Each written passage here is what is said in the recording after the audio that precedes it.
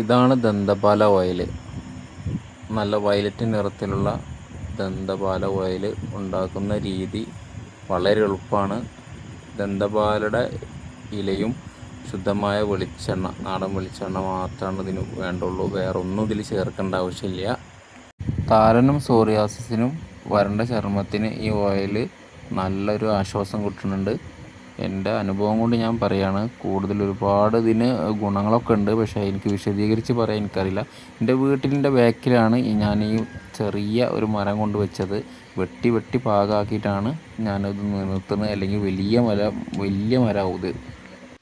ദന്തപാല, അയ്യമ്പാല, വെട്ടുപാല അങ്ങനെ പല പേരുകളിലും ഇതറിയപ്പെടുന്നുണ്ട്. ഇതിൻ്റെ ഓയിലും പല പേരിലും പല പരസ്യത്തിലും ഇതിൽ കാണുന്ന ആയുർവേദിക്കിൻ്റെ ഷോപ്പിലും മെഡിക്കൽ ഷോപ്പിലൊക്കെ ഇതിൻ്റെ എണ്ണ ഉണ്ട്.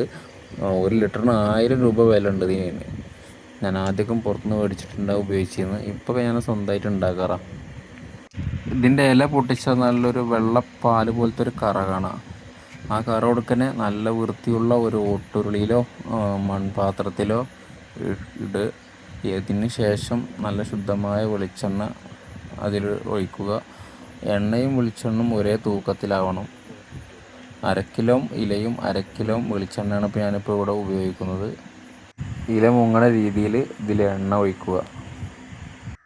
അധികം എണ്ണയുടെ ആവശ്യമില്ല. എത്ര തൂക്കമുണ്ട് അതിനനുസരിച്ചുള്ള എണ്ണ മാത്രം എടുത്താൽ മതി.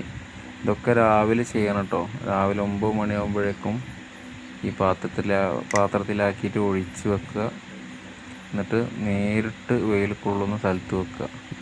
നല്ല ഉദിച്ച് വരുന്ന രാവിലെ 9 മണിയാകുമ്പോൾ കൊണ്ടുവച്ച് ഉച്ചയ്ക്ക് 2 മണിയാകുമ്പോൾ നമ്മൾ അടച്ച് വെച്ച് വീട്ടിനകത്ത് കൊണ്ടുവെക്കുക.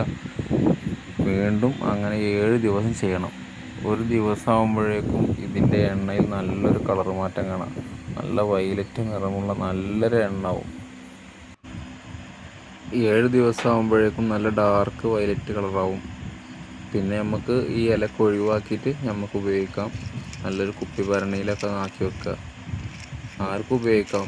പിന്നെ മക്കളും ഞാനൊക്കെ ഉപയോഗിക്കാറുണ്ട്. ഈ സോറിയാസിസിൻ്റെ ബുദ്ധിമുട്ടുള്ളതുകൊണ്ടാണ് ഞാൻ ഈ തൈ വാങ്ങി വെച്ചതും ഇങ്ങനെ എണ്ണ ഉണ്ടാക്കണമൊക്കെ. ആർക്കും ഉപയോഗിക്കാം.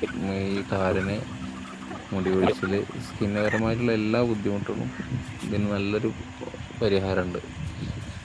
ഈ എണ്ണ ഉണ്ടാക്കിയിട്ട് ഇപ്പോൾ 1 മാസമായി. അപ്പോഴേക്കും വീണ്ടും ഈ മരത്തിലെ ഇലയൊക്കെ വന്നിട്ടുണ്ട്. അപ്പോൾ സോറിയാസിസിൻ്റെ ബുദ്ധിമുട്ടുള്ളവർക്കൊക്കെ ഈ ഇല എന്നോട് ആവശ്യപ്പെടും കേട്ടോ. നല്ലൊരു ഉപകാരമുള്ള ഒരു എണ്ണയാണിത്. അപ്പോൾ വീണ്ടും കാണാം. ബൈ.